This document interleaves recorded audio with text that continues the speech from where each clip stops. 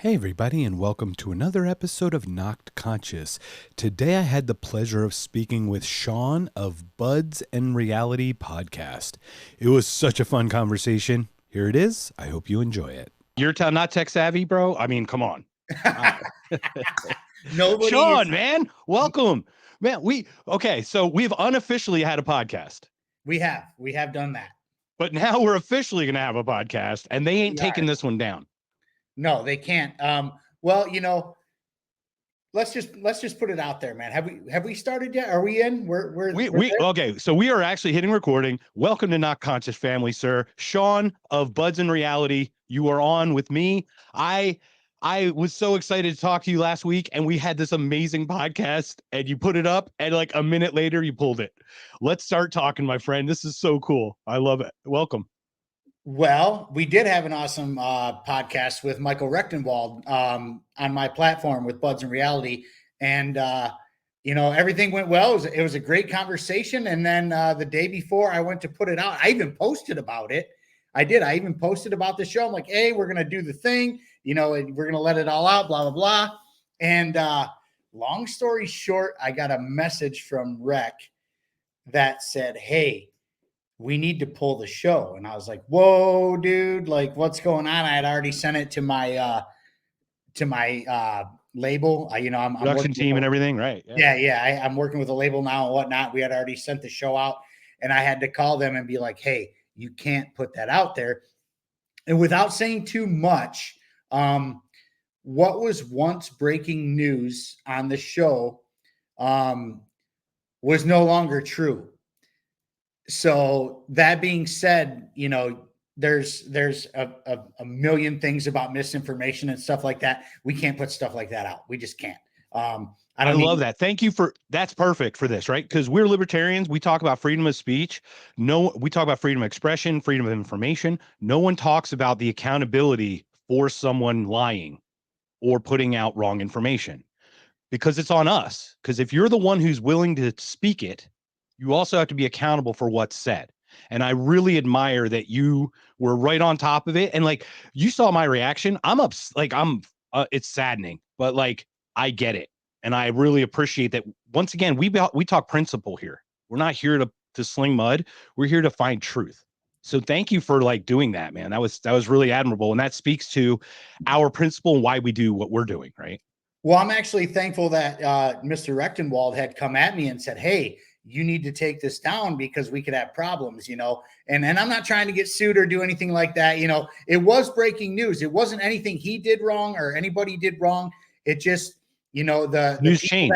The news changed. That's all. Things did change. And the people that broke the news to him actually reneged on what they were going to do. And that's that. And that was a big chunk of the show. So like, we could have taken the time and edited all that out, but you probably would have had like a 20-minute show at that point, because that was a big part of it. And we don't need to get into all that because it doesn't matter. We're not going to, nope. No, we're not. And that, like we said, we said we're going to talk about it once. If we do a redux, it will be a one-time thing and we're going to move forward.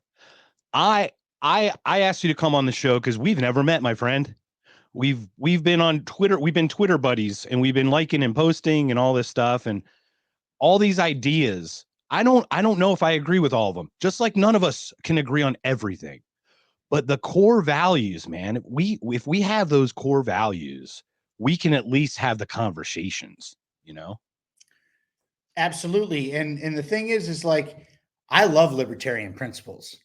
And I consider myself a radical anarchist or ANCAP, whatever you want to, deem me as at this point. Some people will say I'm not even a real libertarian or a real, anarchist, ANCAP, whatever, people can say what they say. But labels are weird. Yeah. Labels are tough too, But that's part of the problem too, So like we label ourselves and then, you get stuck with that label and it automatically creates a divide, right? Because like some anarchists think that capitalism is bad. So then you say you're an ANCAP and then the anarchist purists are like, wait a minute here. You know what I mean? And then it just becomes a slippery slope. The same thing with the Libertarian Party. Like I love libertarian principles. I think they're amazing. I really do. The Libertarian Party itself, not so much. Yeah. Well, once you institutionalize the ideas, right, it really does become a different animal because now you start, it has to become like concrete thing that everyone agrees on. So you have to make it like broad enough to bring people in, but specific enough to get people actually engaged and caring. I mean, I can only imagine the weird like mental gymnastics you have to do in politics. It's all it is. It's literally all it is mental We've gymnastics, been watching it. especially within the Libertarian Party. Like, wow, dude, like, half the people are serious individuals, and actually I shouldn't even say half. I'm not too sure it's all the way half. I would think that, and this is going to be a bold statement. People are going to be pissed about this, but I think half the Libertarian Party might even be a little retarded or something. Like a spectrumy kind of thing. There's something, because like, there's serious individuals, and then there's ones who just want to bitch online and have their social club and have just a reason to be angry about everything. But then there's people who actually put boots on the ground. Like, don't get me wrong, there's some amazing people in the Libertarian Party. There really is. Well, Justin Amash. Let's start right there. Justin Amash alone, right? So he's crushing it right now. But like, a lot of libertarian purists are furious that he is running as a Republican. But being a Michigan guy, I'm in Detroit, guys. And so I understand the Michigan politics right now, and I understand where LPMI is right now. And I don't know what his intentions were on running in the first place. Most would say he always planned on running as a Republican. But really, in theory, like, with all the drama that's happening within the Michigan Libertarian Party, I can't blame him for running GOP. I really can't. Because I totally get it. There's no, number one, there's no chance for him to win if he runs as a Libertarian, period, especially in Michigan. Right. Anybody who's there is that third party curse in like most places that are captured by one of the parties. But especially here in Michigan, there's so much drama here in Michigan where, like, it even was showcased at the national convention where, like, the shit show was put on a national stage. It's all recorded. And I did a couple of shows like a while back on the infighting within the Libertarian Party of Michigan. And, I caught a lot of flack for that, actually. And then after the convention, I got a lot of messages saying, dude, what the fuck is going on there? I was like, I tried to tell you guys. Like, I tried to tell you. I saw you on X, like, starting to post that stuff. And once again, I joined the Libertarian Party for like a minute. And I am no political party. I decided I'm just going to take a step away from all that. That there's no need for it, because I really believe in the policy, not the politics, to be honest. If you tell me death penalty, yes or no, I have a stance. If you tell me, women's choice, yes or no, I have a stance. Each one has nothing to do with my ideology as a general, because a lot of them contradict each other. You know what I mean? A lot of them are just about liberty more than anything. And they generally contradict each other just by being free. You know what I mean? It's already a contradiction. Well, I mean, we live in a world where nothing makes sense and everything contradicts itself. So, that's just kind of what it is at this point. But that being said, we need to, figure out a way to get a message out outside of the party, because at this point, I don't think the Libertarian Party is going to bounce back from what happened this year. Like, they squandered away an awesome opportunity. Like, the Libertarians had the biggest, hugest opportunity on the planet to make some noise, and they're going to get maybe 1% of the vote at best, when it comes to a presidential candidate. And that's because they are the kings or queens, however you want to put it, of self-sabotage. The party itself loves to sabotage itself. Yeah, I'm wondering if it's like, this is what it reminds me of. And I know that, please follow me here, because it's going to sound critical, but I think it's just human nature, right? Libertarians are kind of the outcasts of the regulars. I mean, I know it sounds weird, but we're self-outcasts, or whatever you want to call it. Yes. We don't really get along with people anyway. So we can't get out of our own way to sabotage. I mean, it's like, it's in our nature to like just destroy everything that's not us, because we're so independent as individuals. You know what I mean? It's such a weird thing. It's like, how do you institutionalize freedom? You can't force freedom on people. It just doesn't work. You know what I mean? You have to be free. But are we talking freedom? Or are we talking FREEDUMB? What are we talking about here? Because that's a good question. A lot of people's interpretation of freedom is it's only freedom if my side does it, right? This is Right. where we're Right. at. Like, this is the Republicans and Democrats play this game, and even libertarians are even playing this game right now. Which And is that's the RFK problem. The RFK problem is this. He seems like a good guy. He seems like a nice guy. Yes, he would expose some stuff, but he just wants bigger government to do good.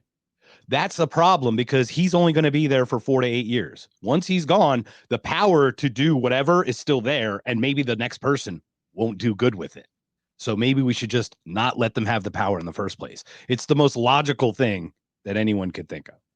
Well, I mean, in my anarchist mind that, that I have or whatever, like, no state is the ideal situation. Obviously, like, no government, but we're not going to get there right away. We can't. It's impossible. It would actually be catastrophic to go from what we have today to an anarchist or a stateless society, whatever you want to call it. It'd be a Bolshevik revolution. There'd be tens of millions that would die. No joke. That would be a very catastrophic issue for sure. Because, in an anarchist society, there's an understanding where, like, people have to take care of others that can't take care of themselves. That's just a part of the deal. Part of the NAP. There's no money in the piggy bank to begin with. It's impossible. Like, there's so many people who rely on the state. Like, I even have people in my family who rely on a state check, because they're older and they're, retired and stuff like that and whatnot. You take that away from them, they're done. They're cooked. That's over. So, like, we have to gradually get there, which means we have to, unfortunately, play in the sandbox with the others. Yeah. Well, I mean, look, you have to work together. I mean, collaboration or whatever, Well, and part of that is, like, you're never going to get the message of liberty out if you're only talking amongst yourselves. Like, yeah, liberty and freedom is all cool, when we're talking to a bunch of anarchists, ANCAP, libertarian type people. But outside of that, people just kind of be like, what? You want to do what? And you want to take away what? And they don't get it. So it's up to us. Well, because, like, they don't get the broader concept. Is like, you think government and government regulations are here to help. That's what we're told. Government helps. Okay. Show me where in your life government has helped you. Show me 3 times in your life government has come out, actually helped you as a citizen versus doing whatever, right? You start there and you kind of just whittle it down. And before you know it, you're like, so are they really trying to help you or are they really not trying to help you?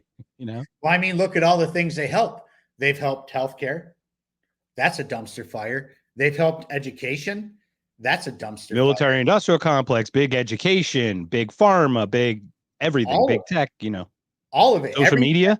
Oh, what about social media? They're allowed to put pressure on social media. The FBI is allowed to put pressure on social media but Chevron deference. How the heck do you Chevron deference is the 3 letters aren't the experts.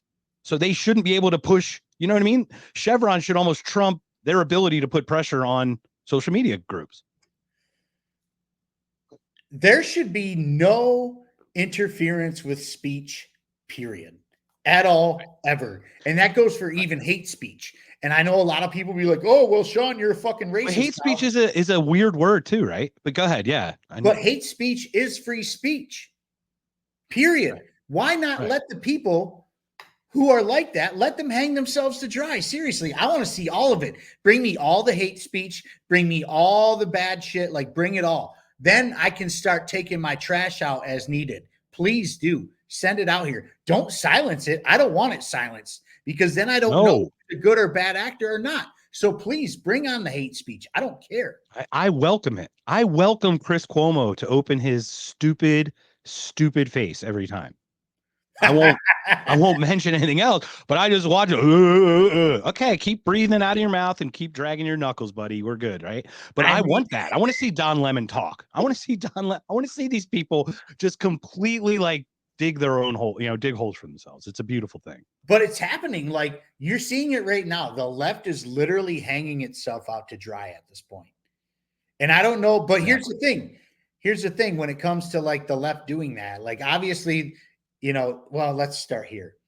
The party who has been screaming about democracy for the past, 8 years is all of a sudden not giving their voter base a choice. They were literally forced with Joe, which there was other candidates who were much better than Joe. And I'll give credit where credit's due. Like I'm a never Dem. I have never voted Democrat my entire life. Never. And I never will. But like there was candidates like RFK and Marianne Williamson who were much better choice than Joe Biden. Much better. If RFK ran right now, RFK would win. That the Democrats don't want him to release the stuff. They're afraid of him, obviously, specifically more than any other candidate, because they killed his father and his uncle. Like that dude's got a vendetta, and I get it, and I'm on board. Like you and I talk to you. I know I'm not. I don't know. I don't think I'm voting for a presidential candidate this year. I don't think I have one. But I would love to see a Robert F. Kennedy just just create some kind of chaos initially. You know what I mean? But he will. He will create, and he could beat Trump. He could totally beat Trump, or at least be competitive head to head. Yes. If he ran as a Democrat and was head to head, he has a really good shot. And Williamson was almost polling double digits. I mean, you get Kamala, who can't even win a thing. She has not won a single thing. It's crazy. You know? Well, I mean, you know, the ACAB people, which means all cops are bastards, are literally on board with the woman who kept people in prison beyond their release date just so she could get free labor. This is a fact. You can look it up anywhere. Like go on Google, go on Free Spoke, go on any type of search engine. They were withholding DNA testing. Yes. They were withholding evidence. It's like, look, if you're going to do it, be transparent about that stuff. That stuff is not acceptable. Just completely wholly unacceptable. But let's put, you know, let's be fair here and say that, you know, the back the blue folks are now backing the convicted felon. So oh my God. Like I said, the simulation went topsy-turvy. I don't know what happened, but somebody hit like chaos mode or something, because everything's and it's funny to see, like, you know, hardcore conservatives pushing a progressive like RFK.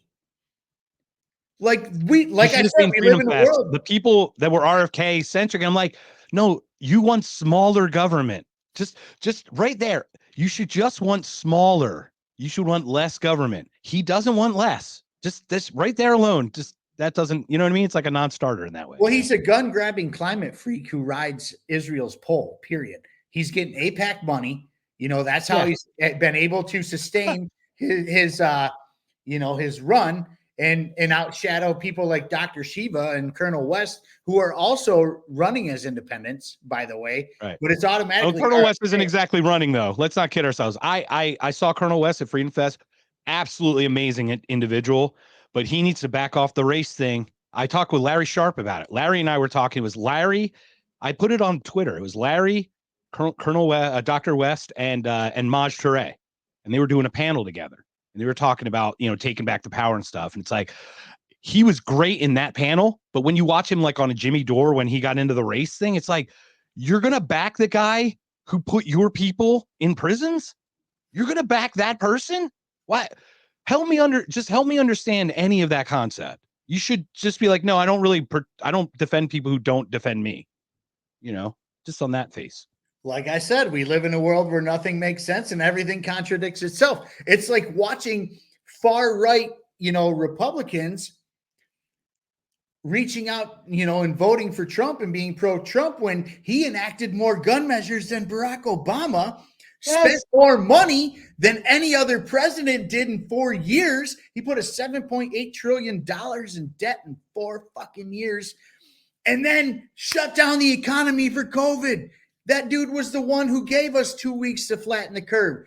And here we are, these conservatives. And he kept Fauci. I mean, there's many steps. Look, the guy's a guy. He got in. He didn't do what he said he was going to do. He didn't pardon Assange. He didn't pardon Snowden right off the bat. And now Biden gets to sit there and Assange gets released under Biden's watch. How embarrassing. You had 4 years to let a journalist go, an innocent man, and you sat on your hands because they didn't want him. And, I mean, Pompeo put a hit out on him. Pompeo wanted to assassinate Snowden, for goodness sake. Mike Pompeo is a piece of shit. Or Assange. He's a real bitch. Yeah. And he's on the list for cabinetry again. So that tells you these guys are not, he's not learning. You got Jamie Dimon. Cabinet? You want to talk about cabinet? Literally, Donald Trump wants to put, oh my God. Donald Trump wants Larry Fink. Yes. He wants Larry Fink as Treasury Secretary and Jamie Dimon as Fed Chair. Yes. Are you fucking kidding me? We're talking CEOs of BlackRock and JP Morgan on his cabinet. So tell me what again, is this, Obama? Banks are running. Is this Obama 3.0 now? If he puts those bankers on, that's Obama 3.0. That's Obama running the administration since 2008. That's how I know Trump's going to win. Never mind the fact he got shot at and shot in the air. That kind of was like, okay, it's over. But he's going to put central bankers like, let's run this back real quick. The original JP Morgan went to Jekyll Island to start the Federal Reserve. JP Morgan was one of the 7 people who traveled to Jekyll Island to brainstorm the great Satan, which we call the Federal Reserve. And people still don't understand the Fed. People think the Fed is like our money. It is not our money. The Fed is not our money. The Fed is a fake manipulative system that is it prints us into wars and it prints us into death and destruction. It does nothing but move make the gap, the pay gap wider and change the transfer of wealth upward. And once again, that's not what capitalism is. This is late stage corrupted capitalism where it's gone back into itself. If we don't allow that to fester like that, it corrects itself in a different way. That's at least our philosophy, I would think, right? Right. Well, I mean, people don't understand that. And that's why it's up to us to educate these people about what central banking is, how it works, what they run, which is everything. The central bank. Right. So here's the tiers of the power. Okay. The central banks are way up here.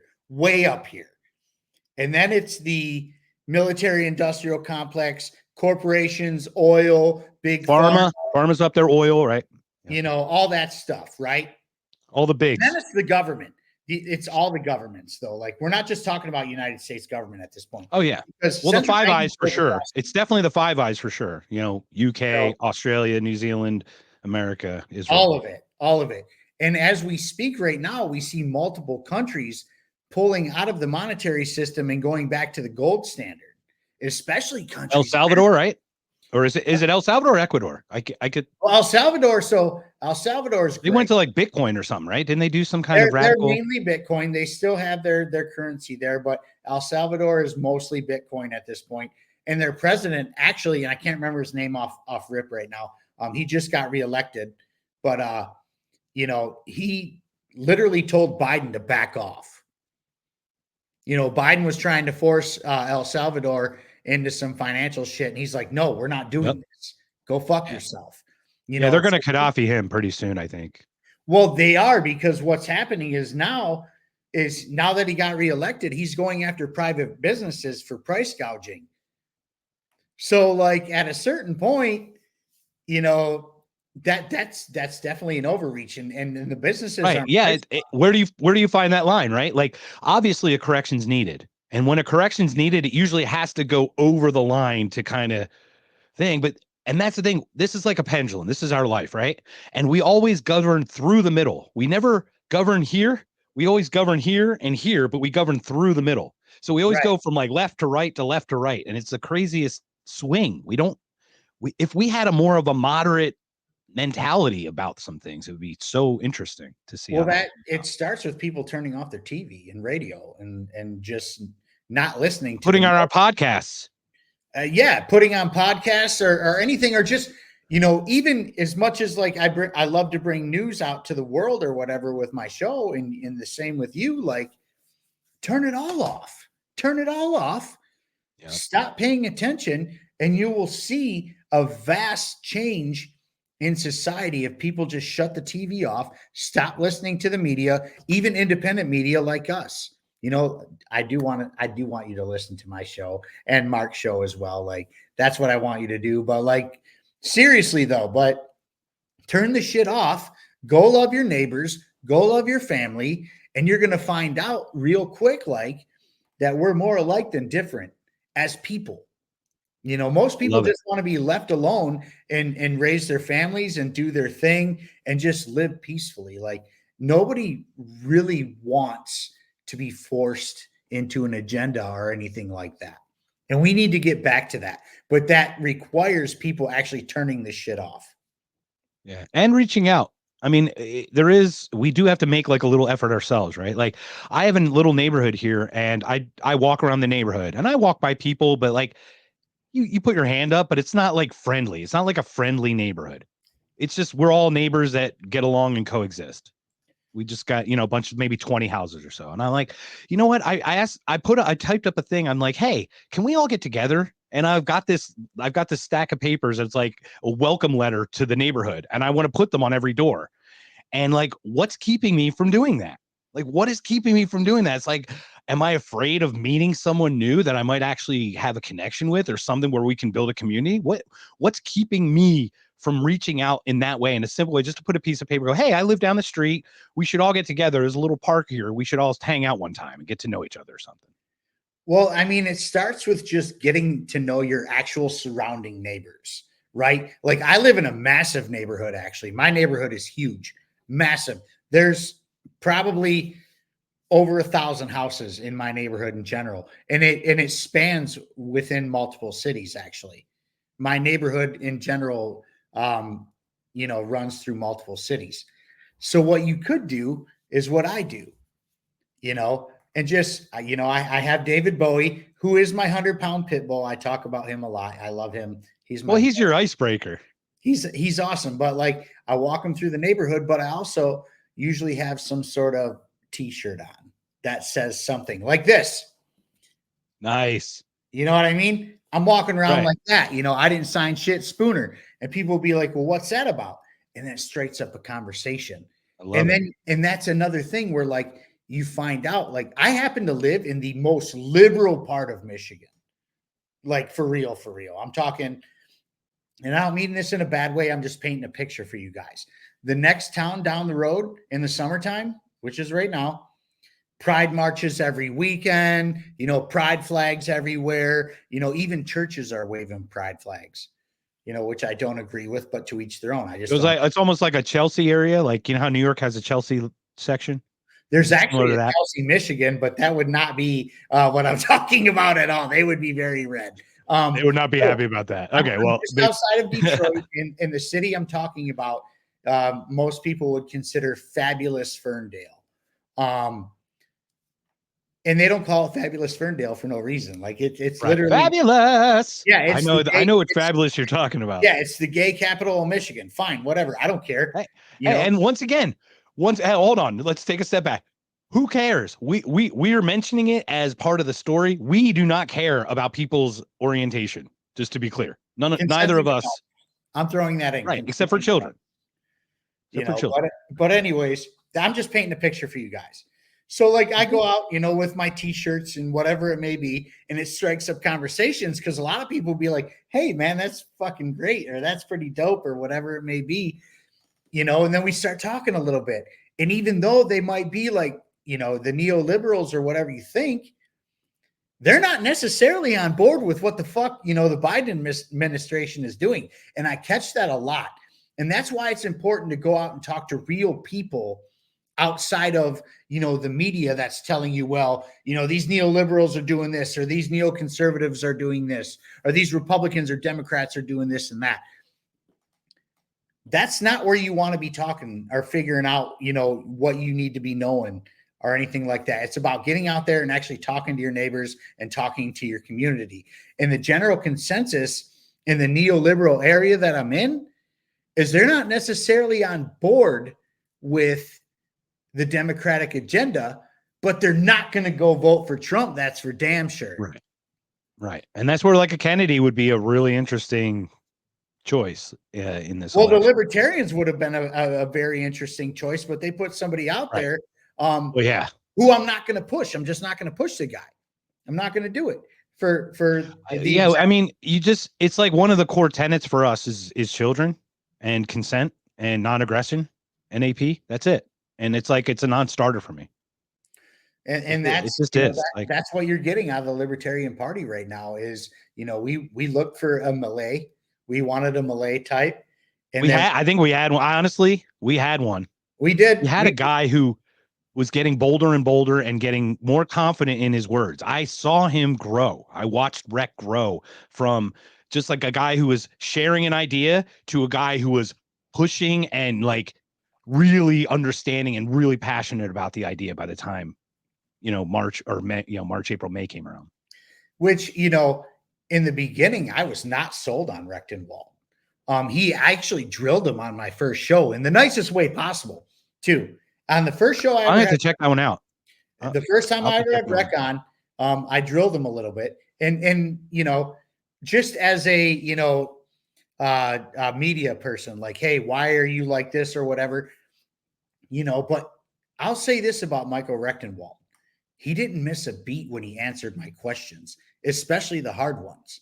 When I said, what's up with your socialist background, he kind of laughed and said, socialist? I was a straight up Marxist, and I was like, whoa, wait a minute here. You're kind of like admitting to your past, and now you're your fallibilities. Right. Which, I mean, look, how great is it that Tucker says same thing for me. I was Iraq for me. Right. So like I was lied to and I'm heartbroken by what happened. I'm heartbroken by being lied to by the girlfriend that I was married to for whatever, my whole life. You know what I mean? Right. And watching the United States lie to me and break my heart. That's like, I came from the right and I watched somebody like Rec come from the left and we miraculously meet and we agree on 99% of our shit. Yeah, we're totally opposite. We come from complete opposite ends of the ideological spectrum. Right. And Rechtenwald wasn't even my first choice. Like, he was my second choice. He was definitely my second. I asked you that and you were afraid to tell me who your choice was. And I wasn't sure who you were going with. So would you like to share who your choice actually was? I actually endorsed him on one of my shows or two of my shows, was Lars Mapstead. I really liked Lars. Yeah. And he did well into he got to the third round or so. Yeah. He did okay. Third, fourth round. Yeah. And he did great or whatever. But then after that, it was like, okay, but Rechtenwald was cleaning house the whole time, but we can't get into that too much because there's another show we're going to do with him that we're going to talk about this more. But anyways, he grew on me. He really did. He was very honest with his, his past and stuff like that, which I appreciated. Most people would just dodge it and be like, oh no, I never did this. When I asked him about his socialist background and he said, no, I was a Marxist, he had my attention at that point because he was being honest, and nothing like you have to give grace to the person who comes with humility, hat in hand, and actually tells you, I screwed up. I was wrong. How can you attack someone more when someone comes to you with that humility?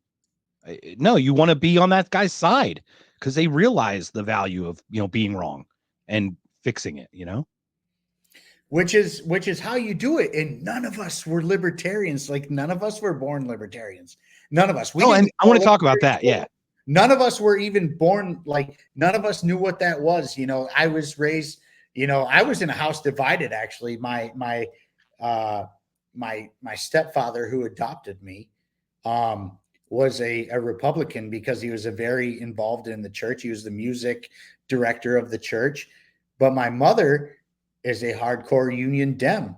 And that goes back all the way to my grandfather. You know what I mean? Because is that from the auto industry at all? Or yes. That makes sense because Detroit. My grandfather retired from Detroit Diesel. He was a union steward, stuff like that. So I was in a house divided when it came to that. But I was also raised a Southern Baptist boy. So that's why I'm a never Democrat.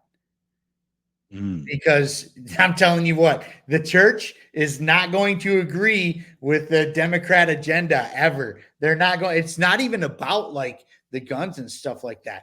It's about the abortions. It is about the, the gay trans shit, whatever, and that's fine. Like, I don't, I'll be honest with you guys. For the longest time, I was a huge homophobe. I really was. And I'm sure this will get out in the world and, get put out of context. And we were of that generation, though, if we may. Like, it's not to defend it at all, but it was different. We used to say a lot of words that We used were to call each pretty other fags and derogatory, and gay they were all very the time. normal. We called Right. it They were like I very played normally sports. said. They weren't right. I played sports. I played football. I was in locker rooms, dude. Like the word fag and gay was thrown around a lot, but it wasn't even meant to be necessarily malicious. We're not going to get into all that. Just we came from a different time. Just like our parents and grandparents came from a different time of, racism, right? Yep. Like and we don't that was never on my rate, like in my scope in that way. It was the racism, like it would have been the generation before. But like my mother, who my grandfather, I love my grandfather so much. He helped raise me, but like he was a very racist man. He really was. My grandfather was a soldier in the German army in the 40s. So and he helped raise me, and you want to talk about the duality of man, or the dichotomy man? That guy was literally good and evil wrapped into one little ball.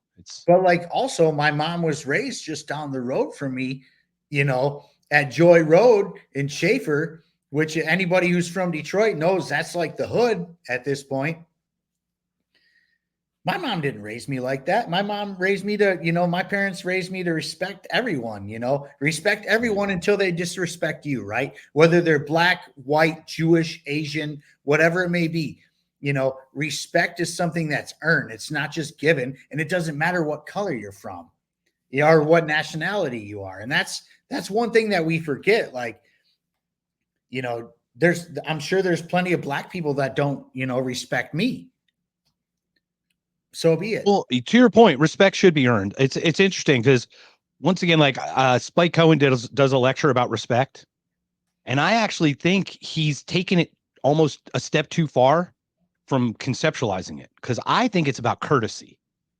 To your point, I think respect is an earned thing, but you can only get to that if like you and I have a core courtesy foundation. Like, hey, if you're coming up, I'll hold the door for you because you're carrying something, or I'll say please and thank you, or I'll let you in. These are courtesy things. It has nothing to do with whether I respect you or not. What I think happened is humans have conflated courtesy and respect. And now they're like, well, I don't respect you, so I'm not going to be courteous to you. And it's like, no, you have to be courteous regardless of your respect level for the person. I hold the door for my mortal enemy. You know what I mean? Right. Because that's what you do. You hold the door. That's what you do. It's just, that's how the contract works. And then they hold it for you to get in. It's like, that's just how courtesy works. It's almost more base than respect even. Well, that's a Gen X mentality, though. Like you're a Gen Xer, like I am. We were raised a totally different way than what they're, pushing these days. Like I literally, if there's a lady behind me, I am going to hold the door for that lady, no matter what color she is, what she looks like, if she's skinny or big or anything like that. That is a woman behind me. I'm going to hold the door open for her always, always and forever. That's just how I was raised. I'm going to respect anybody who thinks differently outside of me, just out of a common courtesy, until they give me a reason to disrespect them, or they disrespect me first. This is a Gen X. But that's still courtesy. Like that's where the courtesy comes in, because you haven't earned the respect yet. The respect does become earned, but only if we have a foundation below that. You know what I mean? Of a mutual understanding. We can't get to respect without a mutual understanding. So if we're not playing by the same rules, right? Like courtesy, then how do we ever get on the same playing field in a weird way? Well, I mean, how we get on the same playing field is education. Education, education, education, education. I can't spew that out enough. I really can't. But that also, before we continue on that education, give me the first 5 books to read. Oh shit. You got Rothbard. You got me. I know who you. Well, I mean, here, let's go. Let's go. The first 5 books we should read. The first 2 right off the rip are going to be Anatomy of the State by Murray Rothbard and No Treason by Lysander Spooner. The Creature of Jekyll Island by G. Edward Griffin. Enough Already by Scott Horton. Heck yeah. Yeah. Oh, yeah. Everybody needs to be reading that. Everybody needs to be reading all these books I just mentioned. You need to listen to Scott's radio show. He's got a YouTube. Just listen. It's 30 minutes every, 3 days, 2 day, whatever. It's awesome. The He's people a he has wealth on. of information, especially when it comes to the Middle Eastern conflicts. Like the guy, he's And second Ukraine. to none, period. Now, but as a fifth book, boy, oh boy, probably the theory. Why don't we table it? We'll leave it for the end. No, We'll no, leave it as no, a teaser. no. I got it. The Theory of Money and Credit by Ludwig von Mises. Those are the 5 books every person needs to be reading. And you know, everybody has an opinion on that stuff. You know, opinions are like assholes. We all have one. They all stink. Those are books that are extremely important to me. And really, like, you know, even Murray Rothbard called The Theory of Money and Credit by Mises the greatest book about money ever written. So it's hard to like discredit that. Wow. I'm more of a Rothbardian than I am Mises, and that's just because of the fact that Mises spoke so much against anarchy, where Rothbard was very much an anarchist, you know, and he made And I'm it make still sense. working on what anarchy is. You know what I mean? Like you hear what anarchy is, and you hear like Mad Max, and then you hear anarchy, and then you see the flowered garden in the front of the house. You know what I mean? Like the meme of what anarchy actually is. Well, like anarchists are building communities; they're not destroying them. Okay, Correct. now We're just against the larger governance structure. It has nothing to do with community and out. It's local out. But let it be known real quick, like anarchists are very peaceful people.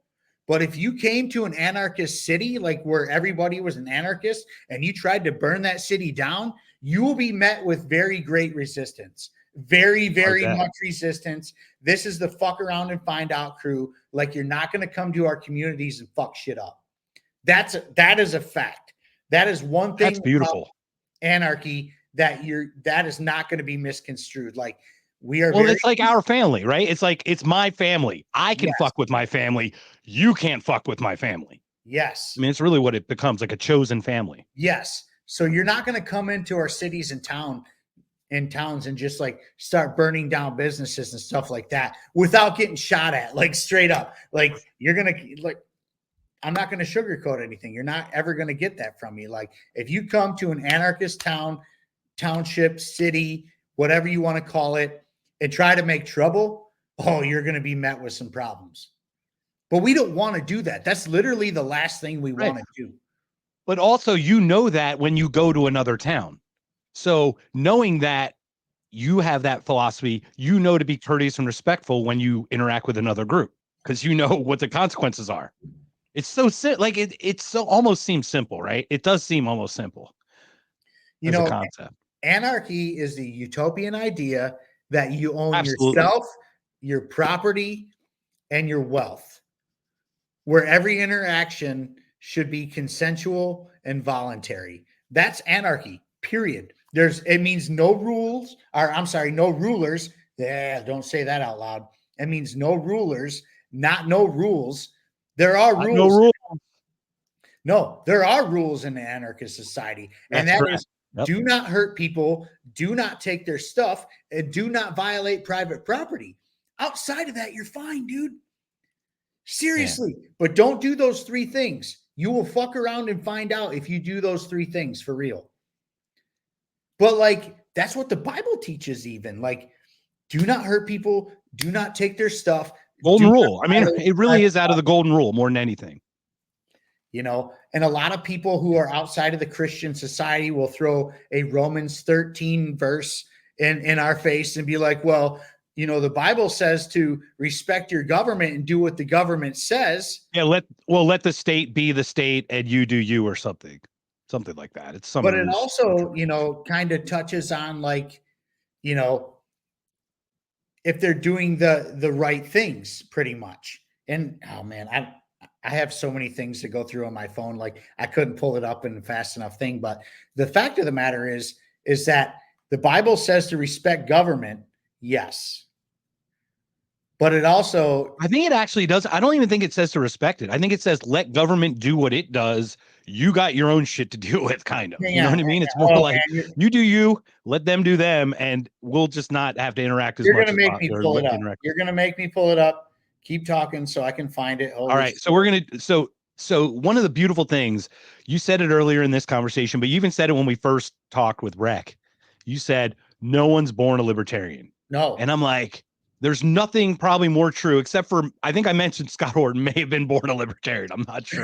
He might be the only one. He was born anti-war. He wasn't born a libertarian, but that man was born anti-war. If you want to talk about someone who's anti-war, it is Scott Horton and the antiwar.com crew.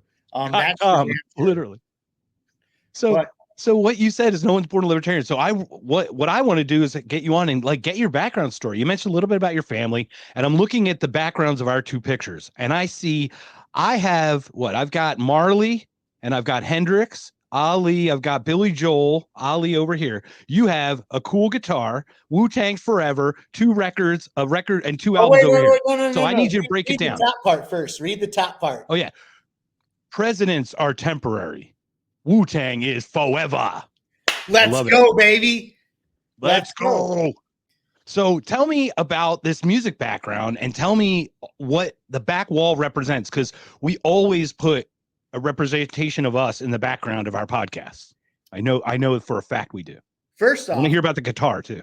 First off, I can't find what I'm looking for on my phone, so I'm very sorry, but it is Roman. That's okay. Well, but anyhow, I know which one it is. Yeah, I know which one it is. We can talk. I'll put it up or something. But it pretty much, it's based on, following government as long as they're abiding by the laws of the land. That's the second part they miss when they throw that shit in your face. The laws of the land go against what the Bible say. So why would you respect a government that is going against the laws of the land? Period. Anyways, behind me is some records and some stuff like that. There's a cool guitar behind me, whatever. The guitar behind me. Let's start with the guitar poster or the frame, the picture frame. It looks like a painting of an acoustic guitar on the wall. Oh no, it just says Unplugged on it and it has an acoustic guitar on it. So are you an acoustic guy? Do you play? I can strum chords and make the guitar make sense. I'm not a lead guy. That's beautiful. I'm no wizard. I can't be like and all that. You're a rhythm guy, rhythm guitar guy? Rhythm guy for sure. I can definitely make sense out of the guitar. As far as the records go, you see Bad Religion behind me. You can see Slayer on the other side. And Bad Religion, if I'm not mistaken, they're a faith-based group, right? No. Oh, they're not? No. I thought they did some stuff with, did they not have something? Huh, interesting. No, because I know them from, they had some really cool hits, and not even the hits, they had some off stuff that was awesome. They've been around since the 80s. I mean, and as a matter of fact, like one of their drummers. It's the black and white one with the red Bad Religion written on it. That album I remember. That's the one I remember. That sounds like the one with American Jesus on it, which is a great song. Everybody should learn, everybody should listen to American Jesus, because it's about like people worshiping government pretty much, which is where we're at. But, as far as the records go, like, I don't think there's anything that sounds better than vinyl. I actually, my record player is a refurbished Sound Design, which has an 8-track player that works on it as well. The 8-track player works. Yes. So you have vacuum tubes then? You're still working with vacuum tubes and all that stuff? Yeah, I'm old school. That's old. I've got a 67 Bonneville with an 8-track in it, but it doesn't work. Oh man, that's dope though, dude. That's dope. Yeah, I got a 2-door Bonneville. But at this point, like the 8-track player actually works better than the record player. I got to get a new record player because I'm not going to. Got to get some 8-tracks from like Goodwill's. What you got to do? Oh, dude, I live just outside of Detroit. I literally have 5 record stores that sell 8-tracks within 10 minutes of my house. I'm not even no 6. I bet there's 6. You must have Motown and Hitsville and all that stuff. All of it. All of it. I have everything. That's kind of where I'm at.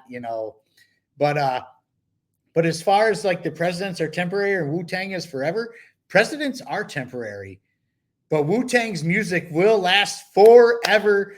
Period. I'm a huge hip hop fan, especially, 90s hip hop has my whole heart. My whole old heart, 90s hip hop. Dr. Dre's Chronic. I almost wore through the CD groove. You want to know what's funny is I have that album buried somewhere over here. I have a lot of records. I kind of collect vinyl. It's a thing because we have all these damn record stores around my house. Yeah. How big's your collection? How big would you say your collection is? Couple hundred, few, like 1,000 Well, maybe. my wife's gonna never listen to this, so I have over 1,000 records. Cool. She cannot know that. She'll kill me. So Gen Xers are. Do you want me to? Do you want me to bleep it out? Like I have bleep. no, because she's not as much as listen. My wife is a gem, and I love her more than anything. That's my whole heart. And she edits Absolutely. my podcast. She's the reason I have a podcast. Buds in Reality was actually a Christmas present. My podcast was a Christmas present. No way. Tell me. Okay, I got to hear this. So what year is it? And So it's give me that story. It's 2021, right? And for 2020 and Oh, we're 2021, balls deep in COVID. oh yeah. And like What Omicron? I think that's when I got Omicron. all Was of it, 21 or 20? all the No, things, like all 21 the would have things been, were yeah, happening, Delta maybe. all the shit, Anyway, and I kept getting in trouble on social media. I wasn't on X yet. I had an X for like less than 2 weeks, and they actually took they they unpublished X'd my you. page. Like straight up, my page was nuked within 2 weeks. That's crazy. And a personal name, anyways. But anyhow, she got sick of me, getting in trouble on, social media, pissing off the family and my friends and stuff like that. She's like, "What the fuck is wrong with you?" And I'm like, "No, fuck the government and fuck these people who are running this shit. Like, nobody's safe at this point, and I'm not going to be nice about it. Like, no mercy. That is my thing. Honest, unmerciful, no mercy when it comes to the state ever. I don't care if my social media gets banned. I don't. And it's almost about like, I'm almost no mercy about truth. Like, Yeah, if I know a fact, if I know that 1 + 1 is 2, and I see someone post 1 + 1 is 3, I would just be like, bro, come on, man. This is silly. What are you doing? You know what I mean? right, Like just the truth. It's just the hunt for truth. And I think right. you and I are like Gen X assertive people who drank from the water hose or drank from the, from the hose, garden hose in the backyard. All of it. But like the thing was, and to be honest with you, I actually have a radio background. I have a radio broadcasting degree from Specs Howard School of Broadcast Arts, which is the Specs Howard School of Media Arts. Now they changed their name since I've been there. But it's one of those things where I went and did that, and she got sick of the shit and me making everybody mad. So she's like, "I'm going to give you this avenue to let it all out and let it go." That's And awesome. and actually, the show was originally Buds in the Basement. That was originally Buds in the Basement, and it was just me and my buddies bitching about the government in my basement, literally. Right. And then, That's so cool. it got too hard because I do it in the basement. The sound quality wasn't always, whatever. And so I was like, we got to start doing this on the computer. We just have to, just for sound wise, like, because she edits all this shit, and it was getting hard. Right. So, in that's how most pods go, anyways. Like, most people don't just have a studio where people can come hang out and talk shit. So, there's that. And so I did it. And, for the first year, I had a co-host for most of the year, and we had a really good time with it and whatnot. And then I got really sick, sick. I almost died straight up. My insides. What was the illness, if you don't mind me asking? So long story short, I had diverticulitis, which I had never known or had or whatever. Yeah, it's the thing with the seeds or whatever, where the intestine get all clogged up or something. Okay, yeah, share your story, man. This is so important to share these stories and struggle because you came through it the other side. You know what I mean? And I want to hear about that. Awesome, that So journey. it was the day before. It was the day before Thanksgiving in 2022. And I had a really bad tummy ache. I just had a bad tummy ache. And honestly, I just thought I had to poop, dude. Like straight up. I just thought like, hey man, I'm going to work out this freaking deal and everything's going to be fine. I worked all day. I know a lot of people in our age group that are getting diverticulitis, and I know it's like 3 or 4 exact same story, in the beginning, like you're And saying. it was wild, dude. Like, and but the stomach ache was bad, like bad. But I really just thought I had to go to the bathroom. And I'm painting. I paint for a living. That's what I do in real life. Not that this isn't real life, but that's what I do as an everyday for income, blah, blah, blah. The guy I'm working for is like, yo, dude, go home. You're in bad shape, whatever. So you're trying to like actually work. You're just wincing. Every like motion must be Oh, dude, just absolutely everything. agonizing. I was in so much pain, so much pain. But at the end of the day, I just thought I had to poop, dude. So he sends me home. He's like, I'll pay you for the day. You really kicked ass, whatever. Cause like I will bust my ass. Like I'm a hard worker, dude. It's just what it is. What we He's like, do, yeah, I I'm get going it. to pay you for the day. Go home. Okay, cool. I call my wife. I'm like, hey, please go get me some laxatives. I don't want to stop on the way home, whatever. Not to give you guys too much information, but like this is how it went down. Boom. I get home. She comes home, take the laxatives. There's nothing new under the sun. It's Thanksgiving Day at this point, and my stomach ache has gotten much worse. Much worse. Like to the point where I From can't, that, yeah. jeez. I And mean, so, how much worse can it get? dude, like it was a pressure you wouldn't believe. I was in bad shape.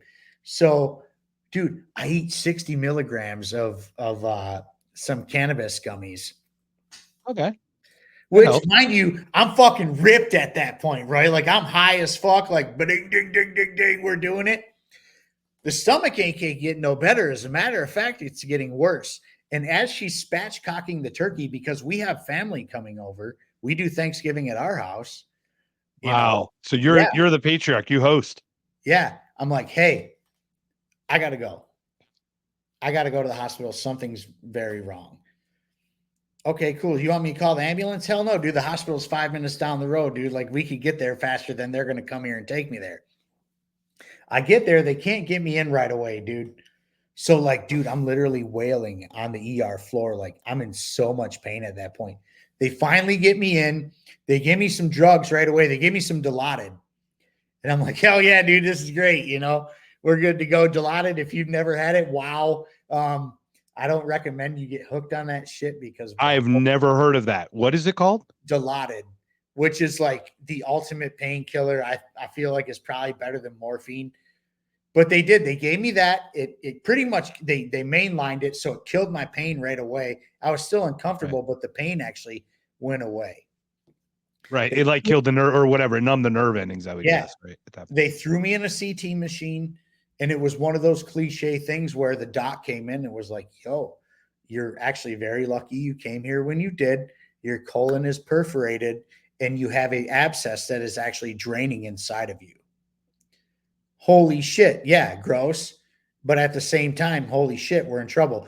Holy He's shit. like, Like he's like, we're gonna emit you you. I'm actually like, did it. Like okay. you're not the kind you don't strike me as a guy. You strike me as a guy who spits and puts some dirt on it and keeps going. Like Oh, that's dude, what I we just do. did it the other We day. don't I go to the ripped off my doctor. toenail and I We don't wrapped. go to the I did. I literally just ripped off my toenail the other day on accident because I tripped over some sidewalk and I put some paper towel and some duct tape around it and called it good. You know, my wife's like, you need to go get that looked at. I'm like, no, we're good. I got banger toe at Freedom Fest. My right big toe is like total. I had to lance it and everything. It looks like absolutely it's about to come off. And I'm like, whatever. I'm using painter's tape and Yes. cotton balls. Yes. I got cotton balls and painter's tape. That's what we that's That's what we what you use. do. And then every couple of hours you just take it off, let it breathe for a little bit, then put it back on, then let it breathe, and you know like we're not what we going do. to the doctor for every boo-boo we get. Like we're Right. not doing this. Right. Us Gen Xers are But not you went, wired. man. So you went and he's talking to you and he's like, boom, go ahead, share that story. I love And to hear he's that. like, you're really, you're really lucky you got here when you did. You're pretty much septic. We're going to emit you. They kept me there for 8 days. I was kind of out of the woods, but I went home with a port in my arm like a cancer patient. And my Wow. wife had to shoot me up with antibiotics like a dope fiend every morning. Straight Oh up. my gosh. Yeah, it was wild, dude. It was the wildest shit ever. And I had a nurse that was coming to my house and shit. Wow. It was scary. It was How terrifying. close do you think you were? Like, how close do you think you were? Like another hour and you would have just not like an hour of not treatment, or how much more time do you think you had? Probably not much because the doctor said, straight up, I was very lucky I got there when I did because I would have been in really bad shape otherwise. And I was in bad shape regardless. Well, I'm glad you went, man. I'm really glad and let that be a lesson to everyone. Don't take your health for granted anymore. No, Like never. we tend to do that. We tend to be like, no, I'll get over it. It'll be okay. Better be safe than sorry, people. Well, your health is your wealth. Like if you're not healthy, you're no good to society. You're no good to your family. You're no good to yourself. Honestly, like, You got to put the mask on yourself first before you you can know, help you anyone you, else. you got to be able to provide. You have to be able to go work. You have to be able to do those things. I'm self-employed, so like when I went through that, to be honest with you, a lot of voluntarism got me through that. Honestly, because Oh, I that's awesome. because I couldn't work. There wasn't no, no social security or, Right. disability type shit. I'm self-employed like this. It's just not the way it goes. So thank God for voluntarists, honestly, because those people got me through. Awesome. How did they help? I mean, let's plug how awesome they are and what they did for you, because that tells you about Financially, community. I had put something out there saying like I need some help financially because my family is my wife had just left her job and started school and stuff like that. There was no source of income really. It was like the perfect storm of But you know, voluntarism is great because, dude, let me be like, man, I'm getting goosebumps talking about it because, like, I wow, love it. Look, this is why we're on this podcast, man. We're doing this for purpose. This is purpose. This is but these why. were people that helped me and my family out of the goodness of their own heart without the rule of a gun through taxation. Like these people literally were like, hey, you know, let's help this guy out because, he's in bad shape or whatever. And we love him. Who knows? I don't know. But like it got me through that, honestly. And it was great. And voluntarism is great. And for anybody who doesn't think that it wouldn't work, I am a testimony of how it does work. Seriously. Because it wouldn't, I would have had to sell my house and everything else outside of that. So, How did you get the courage to ask for help? And I know that sounds weird. Like it sounds desperation. weird because you're the one getting the handout or whatever, whatever they're going to say. You're the one getting the help, but because there is a courage, like you have to have a courage to be able to come to the say, I need help. How did you get to that? It was desperation, honestly. Like I just was like, hey, this is what's going on, and I could really use some help. And I even like said it in my thing where like, I'm not looking for the world, but if you could spare like a few bucks here and there or whatever. And people were just really came through. Like it was an amazing thing. It was an amazing feeling. And I do try to pay it forward as much as possible, since then. Like when I see a GoFundMe or a Give Send Go, like I try to do that as much as possible because people did that for me. Um, and it's one of those things where like we were in dire times as a society too, like inflation was running rapid and stuff like that. And so, I will always be forever grateful for those people, who helped my family in that point. And I will always try to pay it forward from here on out because of that, because we need people like this, you know, and a lot of people, I got a lot of hate from that too, but oh, well, you're against this, and this. And I was like, well, I'm against government Yeah, but force voluntarists, what do you mean they're against the system? What? because they're saying I was collecting socialism, which I do understand to a certain point, but like these people weren't literally like being forced at the rule of a gun to do so. Like these were just Right. people who did this, but also like, I also did a lot of things for my I've community. been on unemployment, It so happens, dude. Life does happen. uh, remember you and I talk about it. You can't go from here to here. There's the middle part you got to get through, but you got to slowly transition. You can't go from this system to this. We got reality here, you know? And that is reality is that, we have to, in order to achieve what someone like me is trying to achieve, is a gradual process. You know, we can't just have the, complete statism where government has control of everything, the monetary system, blah, blah, blah, to like completely kicking them out. That's where libertarians come in, right? Libertarians come in because they're kind of like the middleman that says, hey, well, government isn't the best, but we are the government. So, Right. whatever. But I think it's the little L libertarians, not the ones that are like hard, But like the because they're like libertarian, all or nothing libertarians. You know the all or nothing libertarians, right? and they're not serious individuals. So, like, so the purist, this is what I call them as the purist. Okay. The libertarian And I love it. purist. Look, I got to be honest. I met 3 guys at Freedom Fest, and I walked up to them, and I'm going to name shout them because I had the most amazing time with them. I even hung out in their hotel room for a bit. Justin, Scott, and Carson. And those guys were true, like dyed in the wool libertarians, right? So I see these guys coming, and I've got my t-shirt on, and it's my first day of Freedom Fest, and I'm all excited. I got my camera. I'm like, hey guys, are you guys part of this thing? You know, and they're like, he goes, so I walk up to him and go, hey, whatever. He goes, oh, are you libertarian? Whatever. He goes, are you Mises? It's like right away, I knew exactly where, like, what kind of libertarians I was dealing with. You know what I mean? Right. And they're all or nothings, but they are great dudes in their own right. But like, that's the point. You and I are kind of like the translators from that hardcoreness to the what might actually be possible and implementable in current governance. And like the ideal situation is what like the purists are screaming. Really, the ideal situation is that, but we can't get there without stopping somewhere first. We have to, and we have to play in the sandbox. That's the other thing. Like, well, and I was one of those people and we are the third party coming in. I mean, we're wedging in. We're trying to break up how a duopoly works, and a duopoly is almost impossible to really wedge in. It's very, very hard to fracture. Yes. And so when the Libertarian Convention came through, and they said, oh, we're going to have Trump and Vivek and RFK here, and they're all going to talk and blah, blah, blah. I was actually really mad about that. I was not on board with that at all.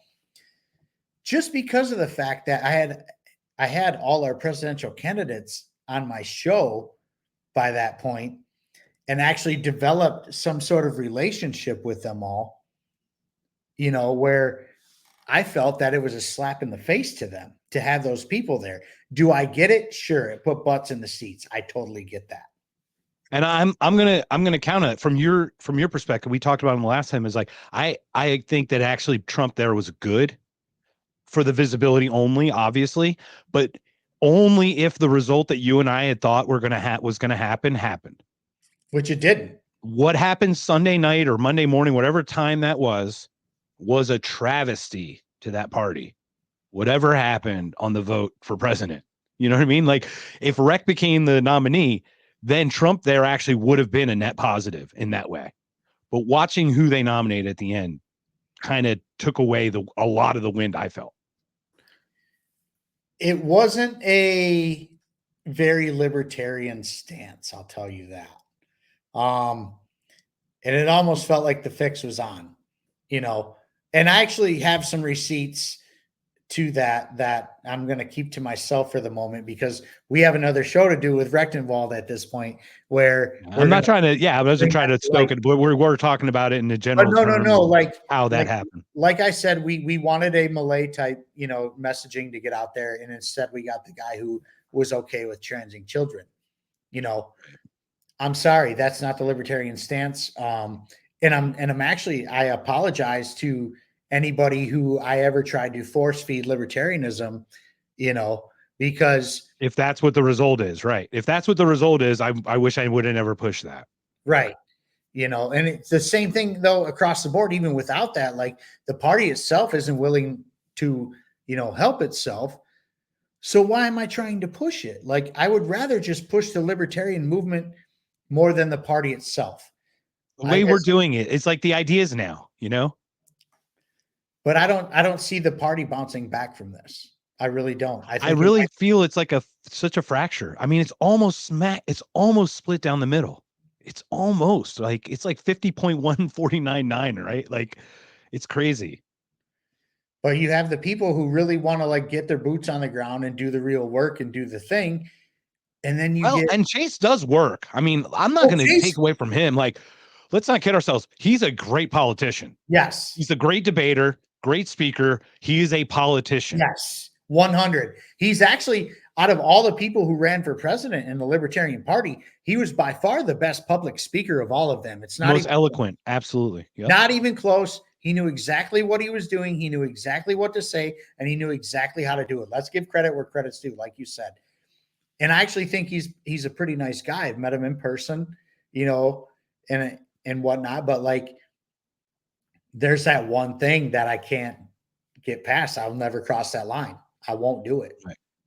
Right. And I think a lot of libertarians are there just because the I libertarians. also think a running mate's not exactly helpful either. Let's not kid ourselves. The way that went down. I mean, for the person who's been part of the caucus that he turned against, just because he had resentment that a guy who with a stronger voice got the endorsement of the caucus, like it seems very much sour grapes. It seems very petty to me. Well, I mean, it was almost like it was set up from the beginning, and he blew smoke up, the Mises I caucus. think it was, yeah. It really was, and I'm not a Mises caucus guy. I'm not a part of any caucus outside of the emo caucus. I am a Right. part of the emo I caucus, remember you mentioned that which is not because you're recognized. music lovers, man. Yeah, we're music people. We're not, it's not about like, and it has no political like backing or anything like that. It's just something fun we do, which is why I joined it. I will never actually join a caucus just because I believe it brings division. But am I Mises adjacent? Oh yeah. Oh yeah. Yeah, I mean, like I said, core values, right? We talk about that, but I'm saying we're talking. How long was Termot in Mises for 20 years? I don't know how long he's been in it. Well, I don't think the Mises Caucus was around that long, but Yeah, so I don't even know how long, but he's been in it like longer than obviously Rec was, right? I mean, Rec kind of came in. I don't really know the answer to that question. Oh, okay. I'm going to do some research on that. Yeah, I don't want to speak out of turn. I Okay. know that he was a Mises guy, and I kind of agree with what you're saying about like, having sour grapes for not being chosen. But the same could be said about Josh Smith. It's true. The same could be said about Yeah. that. And I But didn't want to get into that. Like you and Rec knew about the Josh Smith thing. I'll be honest, as an outsider, I did not see Josh Smith as a factor. I understand in the voting thing, but even in the voting thing, it was the specific flip of the votes for Termat to Chase that won the nomination. That hasn't, I know there were other stuff in between there, and I don't know the Josh stuff. Josh seems like a guy who has 11 kids. He's got his own country. Isn't he already president? Like, it's crazy. Josh's messaging was actually awesome. I really dug it. Yeah.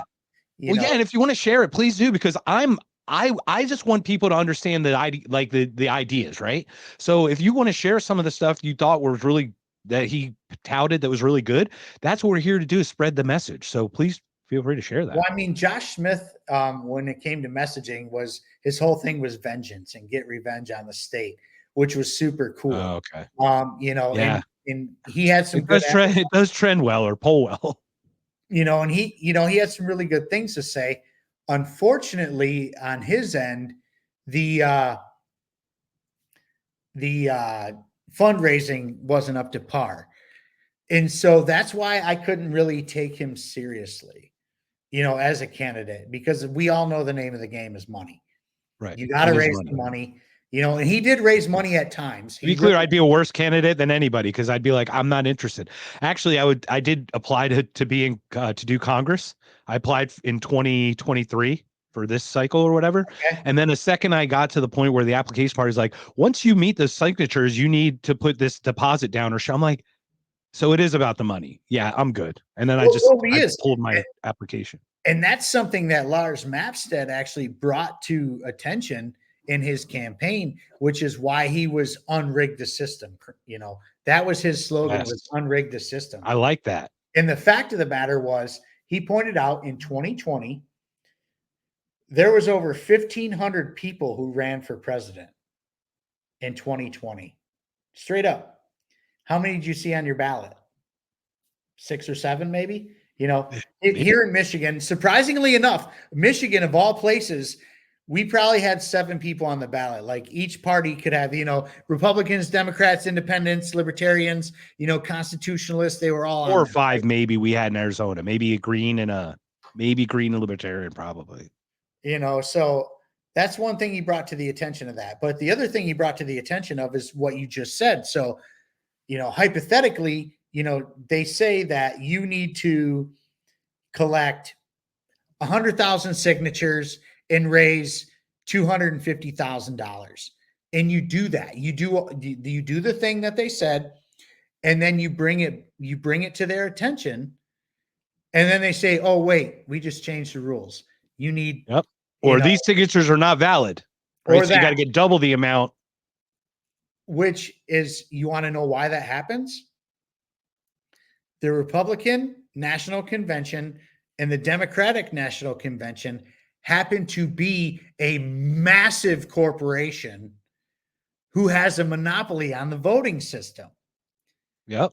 You know, let's not kid ourselves. The Democratic primary has been rigged since 2008, 16, something, right? Then right around that time, maybe even 2012.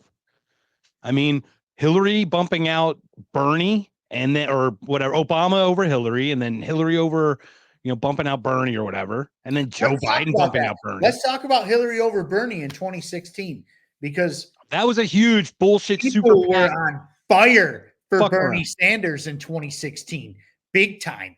And as a matter of fact, in my own opinion, I believe that Bernie Sanders could have beat Trump. I think Bernie Sanders would have beat Trump. And how weird would that have been to have like an actual guy who touted a socialist? And I think he would have. I really do think, because he had the youth vote. He had all these other things that Trump didn't have. But Hillary's such a dumpster fire of a person. She is just wholly unelectable, man. It's so beautiful. Well, it goes to show that the Democratic Party doesn't care about democracy at all. And then they did the same thing in 2020. Democrats were once on fire again for Bernie Sanders. Yeah, and he was going to get it, but nope, we're going to put Joe Biden. Epstein Island to him or something. They got something on him because he got in line real quick after he got out of line for a bit. And so those two times, like if I was a Democrat at that time, I would have been furious. But now you come to 2024, they never run a primary. They just say, Joe's your guy, which the party of democracy, by the way, right? And then all of a sudden, Joe drops out, and now it's going to be Kamala, which Kalima Shakti Day. Have you ever seen freaking Indiana Jones and the Temple of Doom? Kalima. Did you not see? No. Did you not see my my ex post about Kamala? Kamala the wrestler. Yeah, he died like last year. Yeah, he died last year or 2 years ago from COVID. Yeah, he had no legs. He was. His last name is Harris. Yes, true story. So I put up, I'm voting for Kamala Harris, and I put up the Kamala guy. That's hilarious, dude. That's OG like WWF shit back in the day, man. That's hilarious. Well, we are Gen Xers, man. Come on. We are Gen Xers, but like here they are again now. Like Joe drops out, and instead of running a proper, primary to see, if the delegates are going to vote for these people, which they say they're going to do, but it seems like their mind's made up and they're not going to do it at all. So again, I'd like to one up that. I'd like to one up that if I may before we continue, because it's even better. We then send 200 billion to a country to kill 500,000 of their citizens in war. I think I say it's 2,000 Ukrainians a day right now are dying on the front, they're saying. And it's like absolute bedlam. It is like they are breaking. You've seen them drag people and put them in vans and whatever. That's fighting for democracy. That was the democracy that they're fighting for. Yes. Dragging people. While Zelensky, since March 20th, that is 3 months now? It's June, July. It's 4 months now. 4 months. He has been an unelected dictator of that country as they are dying for democracy. That's the democracy they're dying for, is a dictator. Yeah. And it's like, and you sit there and he go, and the night that Anthony Blinken, or the day that Anthony Blinken pulls the election from Ukraine, he goes and plays Keep on Rockin' in the Free World in Kyiv. Okay, sure. With his cover band. First of all, he's shitty at it, but that's besides the point. But secondly, he's playing Keep on Rockin' the Free World the second he removes any freedom from that country. Democracy. It's like it is I don't know how any of us are not seeing the light. Like, I try to open hand feed people, generous in a gentle way, and the light doesn't go on. It just doesn't go on. I won't be gentle right now. 4 out of 5 people love democracy, which means democracy is gang rape. Period. It's true, right? There you go. Period. Well, it's the tyranny of the majority. We talk about, Ron Paul talks about it all the time, right?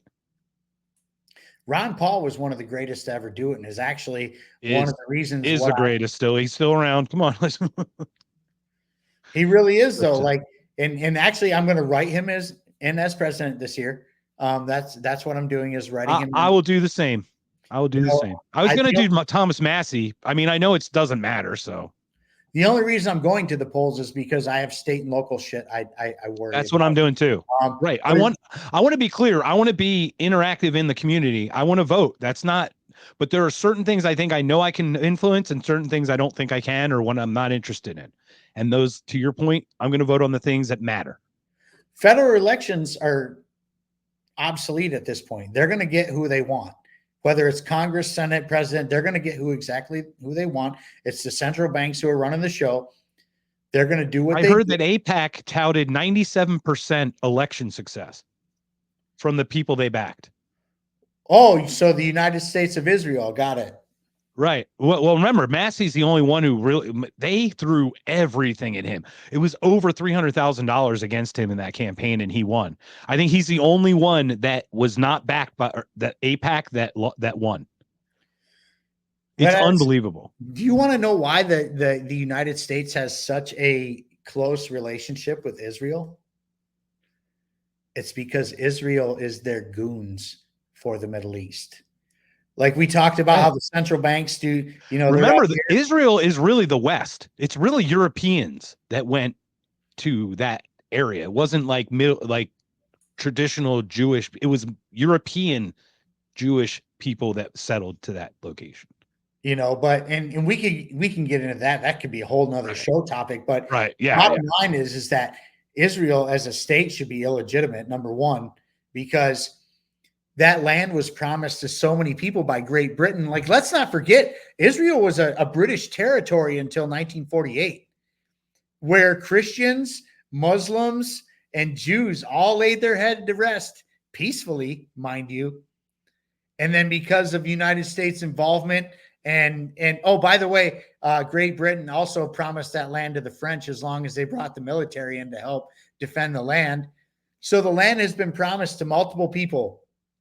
And Great Britain treated, let's not kid ourselves, the people learned from the British soldiers. Those soldiers were brutal to those people when they were like in their land. Yes. They treated them like absolute trash. And obviously the Zionists looked at that and went, okay, that's our models. We'll just eviscerate everybody. But the fact is that they never bring up Britain or the UK in any of this stuff when they have everything to do with it. We need to stop pretending that they didn't. Right. Well, they created the Balfour Declaration itself and all that. And let's give props to Martyr Made, right? Daryl Cooper. I'm sure you listened to it. Did you listen to the podcast, the Fear and Loathing in New Jerusalem? I haven't caught that. Okay, I'll send it to you, but I would like to tout that. Daryl Cooper, Martyr Made, Fear and Loathing in New Jerusalem. It's like 25 hours, man, but it gives you the history of all of it. And obviously your work, you probably can put on earbuds, right? And just do your work while you're listening. This is a perfect thing for that. I mean, it goes back to like 1918 or 12 or something. Prior to World War I. But it does touch on Great Britain and all their it absolutely tells you where the existence. It was Britain that created the state. As a matter of fact, just the ones that funded it because what was that? Does he talk about Woodrow Wilson and his play in that? Yeah, I think he mentions, well, we can talk about the Fed. Well, like, once again, the Fed was created in 1913. World War I started in 1914. Which is why the Fed was actually brought to birth, is so they could. Do you see, like, there's not that much of a coincidence. This is what I'm saying is like, a lot of libertarians and anarchists are like, and the Fed and the Fed and the Fed, there's a reason for it. And it's because they are the reason funders of death. Endless. Yes. They not only do they control the monetary system, they control inflation, they control interest rates, which is insane that one entity does that. They also control all the wars. They control all the governments. It's not just the Fed. Like you said, it's IMF, World Bank, BlackRock, Vanguard. They're all in on it. All the central banks are in cahoots.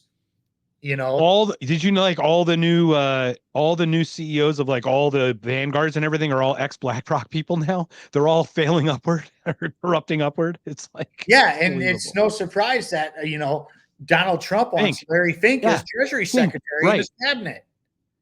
Our ESG messaging is wrong. We still want to do it, but we got to find a way that you guys can digest it so we can fuck you a different way. You know what I Right. mean? It's like, get the fuck out of here, people. Wake up. Like just a little bit. Wake up a little bit. Just that's all.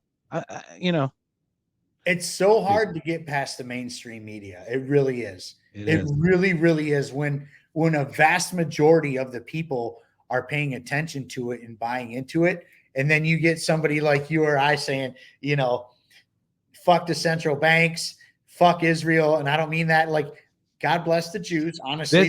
Hold on. Let us take a step back. We are non-aggressive. We are NAP. Okay. We don't want to be part of any of that, is our point. It has nothing to do with fucking. It's not ours to Yes. defend. It's not ours. They're not on my land. If they come to me, like your point, fuck around and find out. Right. But they're not there. What are we doing? Well, how can we talk about the Monroe Doctrine? It's rules for thee and not for me. I mean, we don't implement it anywhere else. We step foot everywhere else, and we don't allow anyone to come to us. Okay, I get not allowing people to come to us, but we shouldn't be hypocrites like that. That is what single-handedly destroyed our reputation in the empire, and it's starting to crumble for real. And that's the thing, like, so Hamas supposedly, quote unquote, supposedly, because I don't buy into the story necessarily, but they attacked Israel. Okay. Then Israel goes and does their thing. That's not a United States problem. Don't give them money. Don't give them weapons. Let them do their thing. That's thank fine. you. That's fine. We were not aggressed. There was no aggression on us. Russia invades Ukraine. Ukraine has the right to defend themselves as they see fit. That's fine. That's not our problem. They didn't aggress against us. They didn't do that. But the fact is, I want to speak to the 3 soldiers that died in Syria. My heart bleeds. Okay. Like I am grateful for people who give their military service. I am thankful for people who have served the military because they felt that's what they should do. Thank you for your service. That's different than the military complex. What are 3 American soldiers doing in Syria to get attacked and killed in the first place? What were they doing in Jordan? What were they doing? Right, exactly. But right, you know what I'm talking about. Right. Yes. We are not the world's police. This shit needs to end right now. And as a matter of fact, look up the term blowback, dude. Scott Horton talks about blowback all the time. Why the hell does the police hate us so much? Yes, Ron Paul too. Why do they hate us so much? Because we won't leave them alone. Why is Iran angry with the United States? Because we have like 700 military bases surrounding their country in the first place. Why was bin Laden pissed off? Because we put military bases in their fucking holy lands. You could have put those bases anywhere else, but you decided to put them in there to provoke them. Well, let's look at it this way. Oh, we invade Iraq. Okay. We invade Afghanistan. They happen to sandwich Iran. What a shock. We just literally surrounded the country. Well, why did we invade Iraq in the first place? Right. It wasn't because of weapons WMDs. Come on. It was weapons of mass destruction, Shaun. Come on. It was any fool does not believe weapons of mass destruction. It had to have been it was all about the weapons of mass destruction, man. Come on. How dare you? But you could take it back all the way to the H.W. Bush era when Iraq, quote unquote, invaded Kuwait, right? Yep. Desert Shield. And they said it was over. They were just trying to take over Kuwait. That's what we were force fed, back in the day. They were trying to take over Kuwait, the bigger country taking over the little country, as Kamala Harris would say, the bigger country, blah, blah, blah. No, what happened was Ukraine is a country and Russia is a country. Yes. And these are 2 countries and I'm a country.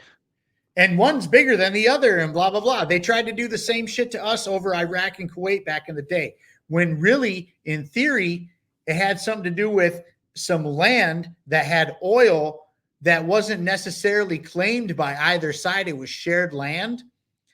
And then when shit hit the fan, actually H.W. Bush wanted to stay out of that. He But did, but the global people did not. no, And he Margaret was a Thatcher. globalist. It was Margaret Thatcher from He's the a UK. globalist too, by the way. So it's Yes. not like he wasn't buying into all the bullshit. Yeah. Margaret Thatcher said, hey, don't make us look bad. And that's why we went and did that. Okay.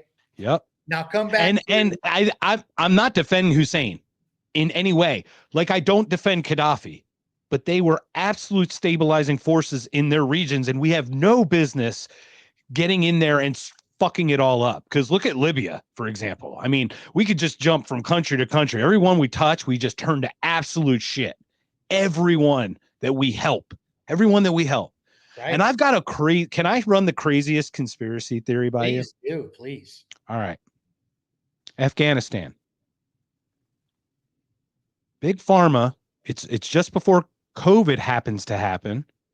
Big Pharma's losing the opioid war. They know that opioids are going away and that fentanyl's synthetic. The military, our military, was protecting all the poppy fields, right? In Afghanistan. Afghanistan produced 98, I believe, please fact check me. Once again, I want truth, but I understand it was like 98% of the medical opium was produced in Afghanistan. But there's no need for it anymore because fentanyl's synthetic and they don't really need as much or whatever, right? So Big Pharma's like, oh, fuck, we just lost our opium shit. Well, big military's like, oh, shit, well, okay, well, how do we, okay, well, we don't need to protect the poppy fields because it's not profitable anymore. So what do we do? And all of a sudden, COVID happens, finds a new funnel for, a new avenue or new revenue stream for Big Pharma as the opioid crisis, right, backfires and they stop doing opioids, or they start, countering opioids, where the Sackler family and the billions that they're not going to, that they should pay for being total pricks. And then the military is like, well, we got a war over here, so we'll just do that. So they just shifted Afghanistan, the military, and Big Pharma replaced opioids with vaccines. Well, you want to and know, it's like almost the timing of it. What's that? You want to know why we stayed in Afghanistan for 20 years, even after they figured out the poppy thing? Afghanistan's full of mountains.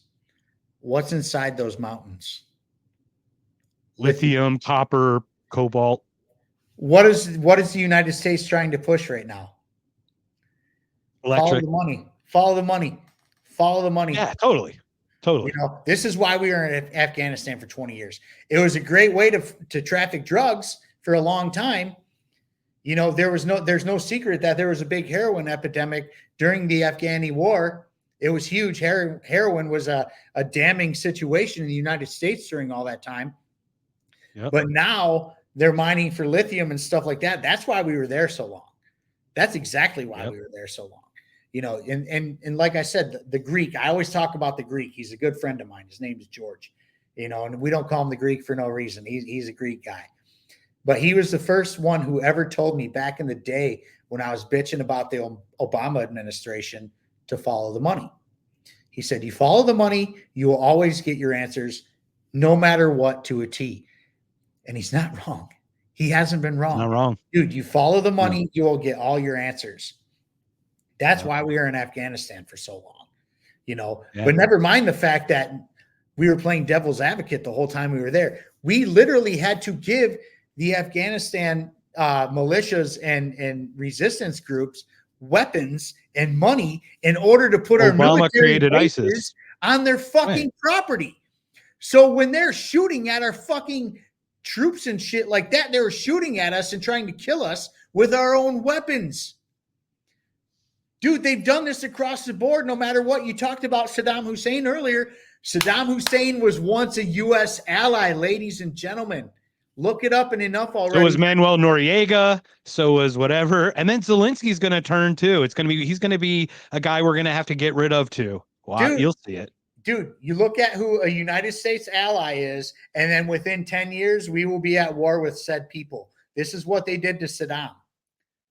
They did. Never invite the help. Never accept the help from the United States. Do Seriously. not let them in the first place. Seriously, though, and people will look at you like you're crazy when you say this shit, but the proof's in the pudding. I know it sounds crazy saying it, but look, we've seen it happen. I mean, we have, to your point, we have receipts on all of this. This isn't like we're not just putting on tinfoil hat and go, oh, the government's bad. No, we have receipts. And that's what's crazy. You and I came from places where we're like, we really believed in I would think that you and I would be like Americans. Like like nationally believe in like it in a way, like the core of it.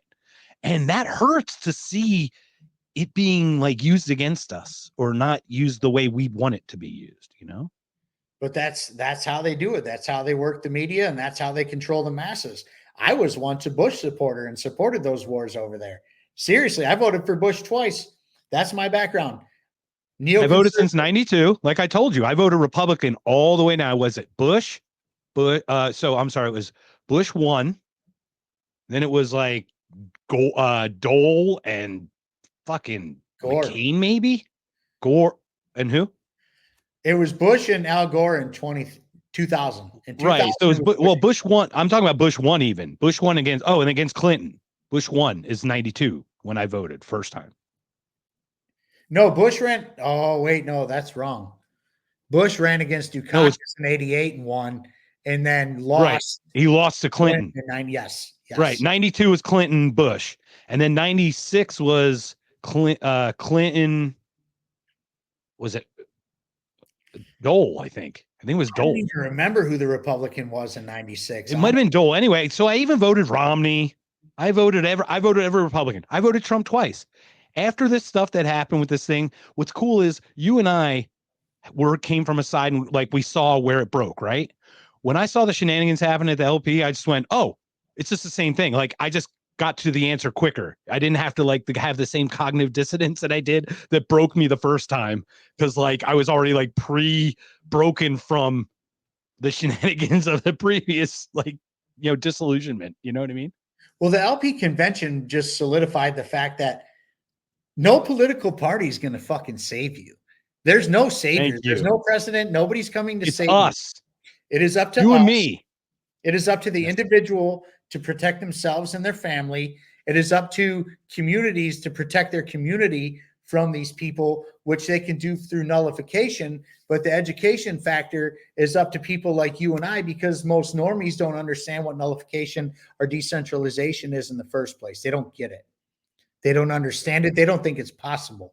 But we are protected through it. We've seen even in California, of all places where Gavin Newsom is running the show, there's multiple towns and cities, according to Mike Decentralized, my homie, that are nullifying themselves from the state of California. They're not buying into it. They're not conforming, and that's happening. That's a township liberation. That is a decentralized revolution, which is how we are going to protect ourselves from here on out. It doesn't matter who fucking wins the presidency. It could be Donald Trump. It could be Kamala Harris. It could be RFK, whoever maybe. It's definitely not. Pendulum swinging in the direction we want, and they want regardless. You know what I mean? But they're going to get exactly who they want in office, always, no matter what. You want to talk about rigged elections? We already talked about how they're rigged, but it goes way deeper than that. It goes way deeper than that. We look like a bunch of assholes when we go to the polls, actually. We do. Because George Carlin was right, man. If voting changed anything, it would be illegal. They wouldn't have it. They wouldn't have it, dude. I love Carlin, man. They wouldn't have it. This is why they need us to vote. This is why they need party politics. This is why they need Republicans. They need Democrats. They need the media. They even need libertarians. They need they need they need the weird irrelevant third party just to make it look like the other two are legit. But like at the end of the day, they're going to get exactly who they want in power. So it's up to us as the individual to educate our communities to nullify ourselves from the state. People talk about the deep state this, deep state that. Dude, there is no deep state. The deep state is the state. The continuity of governance, I think, is what they call that. And a lot of the right wingers will be like, no, it's the deep state. It's the deep state. No, the deep state is the state. And there's no ifs, ands, or buts about it. Since at least the 60s. At the very Since at well, least the because 60s. they killed Kennedy, and that was the day the republic died, as Ron Paul would say. Since at least the That was 60s, the right. ultimate Since at coup. least the 60s. That was literally the ultimate coup. The dystopia started, some would say, with Teddy Roosevelt. I believe it's during the Wilson administration with the birth of income tax and the Federal Reserve. I think that was the ultimate power grab. I think Oh, yeah, totally. Teddy Roosevelt's policies probably set up for that. Really, it goes back to Lincoln. And Eisenhower warned about the military industrial complex on his farewell address right before Kennedy took over. And then he goes bye-bye. But even Like, it was Eisenhower right there. was It's like it was paid for. exposed. There was a breaking point right there when they had the power grab. They took it, to your point, right at that moment. It was that singularity. You check it out. So they killed Kennedy because he spoke out against the Cuban Missile Crisis. He spoke out against Vietnam, but he was also going to bring to light what the CIA had been doing for years before that, with like Operation Mockingbird and stuff like that. Yep. Okay. Yep. They killed him. Now look at Trump. And Northwoods. Trump guy. I'm not a Trump guy whatsoever. But the moment Trump came out, like, he was just an opponent at that point, okay? When Trump first came out as a presidential candidate, he was just an opponent to the left. But then he came out and told the truth about the Iraqi war, and things changed. Yep. And they attacked him everywhere out after that. Like, no matter what it was, once he spoke out against war, that was it for him. The media, the left, everybody, everybody who was anybody was like, axe Trump, bad guy, because he spoke out against the war. Yep. Why? Because war makes big money for the government and their cronies, okay? And the central banks. The central banks are the winners always, because they're funding both sides of the war. And don't think for 2 seconds that, when shit hits the fan in other countries or whatever, they are not setting up their own banks in those countries and saying, hey, we're going to loan you this money with an astronomical amount of interest. And if you don't conform, we're going to bomb the fuck out of you, which is what they do every single time. The Federal Reserve is literally propping up banks in Ukraine as we speak. They're talking about it. It's all in the works right now.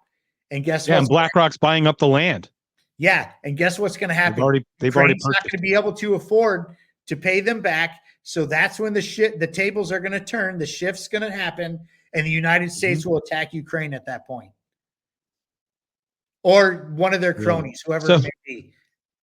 So like any industry, this is what's so great about it is you get the little epiphanies, right? And then how you try to translate something so that people understand it.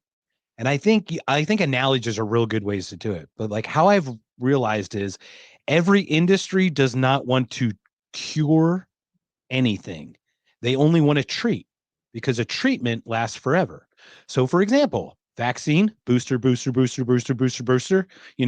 continual treatment of a thing, not a cure, right? Military is the same thing. Military is not exist to win wars. They only exist to sustain wars. Yes. Sustaining the war is what gets everybody paid at the top. As long as they have bodies to throw at the problem, they can sustain a war. This is why women are now going to be drafted in the United States military. They're looking to sustain a long-term conflict to just rake it all in again. And it chills me that I even come to that conclusion on my own, let alone think that's probably what's happening. They've turned men into a bunch of beta male cucks, dude. How the fuck are they going to get them to go fight in the military? Of course they're going to go draft women and go after women. Of course, because they've turned men into a bunch of soy boys. That's what they've done. They've turned men into bitches, which is another thing that really pisses me off, is because men are supposed to be men. We are supposed to have a savage mentality. That is what we are supposed to have. Are men supposed to be loving and nurturing and kind to their family and their friends and their peers? Of course. But we also have the savage mentality. We should have the savage mentality where if you fuck with our people and our family, we will wear your skin straight up. And we need to get back to that. We need to get back to that.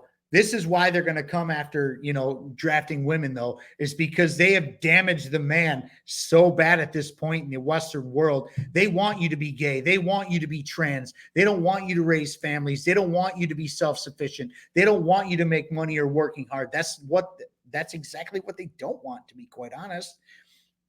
And now they're going to really interesting culturally. Oh, go ahead. Now they're just going to say, we're going to start drafting women and shit like that. They already started. Ukraine started drafting women. They said they were going to start drafting women. I'm sorry, guys. I'm old fashioned. I'm not chivalry is not dead on my end. Women have no place in war. And I don't mean that as a sexist person. I mean that as men should be protecting them. Men should be the ones looking out for women. We should be the ones leading that charge. I don't mean that. Children first, women, because they make the children, and we sacrifice ourselves for that. That is our duty. I don't mean that. It's an unwritten rule of the propagation of the species that we jump in front of the fucking tiger. That's just what we do. And they're trying to take that away from us as men. No, we have to be savages. We have to be able to do whatever means necessary to protect our women and children. They are not supposed to be on the front lines. Nowhere near that. Nowhere near that. And like I said, this isn't a sexist thing. This is, hey, I'm a man. It is my job. It's actually a duty thing. It's an evolutionary duty thing because we can be replaced. They are the ones who replace us by having children. So they must not be the ones to go away. They must stick around. They only need a couple of us to make plenty of babies. Right. You know what I mean? Like that is such a reversal way to look. Like whoever makes life needs to be protected. That's it. Real simple. It's not even that is not sexist. That is just evolute. That's just the reason and logic beyond all logic. I don't know how much more basic it is than that. But in today's Western society, it's like, beat your chest, I am woman, hear me roar, and we need to be equal or whatever. And we should be equal until it comes to protection. We are equal in different ways. Like we can be equal in the courtesy, respect aspect and just have different values. Getting jobs, stuff like that. But when it comes to protection, I am going to protect my family. I will be at the front lines of that. I'm not putting my wife at the front lines of that ever. Look, my girlfriend and I go through Vegas all the time. Like it's busy all the time. I hold her hand and she's behind me and my head's on a fucking swivel all day long. Did you ever see that video of the one where the woman's like, oh my God, these flowers are so pretty in here. And the guy's like, okay, there's an exit to the left. There's two to the right. There's a restroom you can run to if we need to go in, get in a stall, and he's like thinking the way like you and I are talking about exit plans. It's just how we perceive the world. We always perceive how we threat and how we can protect the people. Right. And if I'm holding hands with my wife talking or walking down a city street, I am the one who's closest to the road, not her. Period. Ooh, and I think I just lost you, homeboy. You are frozen. Donde está Mark? Ruh-roh. Anyways, Mark is frozen. Hopefully he comes back very soon. We don't mean this to be in the, I am man, hear me roar. We mean this as a genuine, we need to protect, our women and children type thing. Nothing outside of that, period. Mark is stuck like this. Mark, hey. Hello. Uh-oh. He's gone. And now I'm here by myself. Don't leave me by myself, dude. You don't want that. But you guys, the fact of the matter is that right now, since I'm here by myself, it is up to us men to protect our families, our communities, and our country.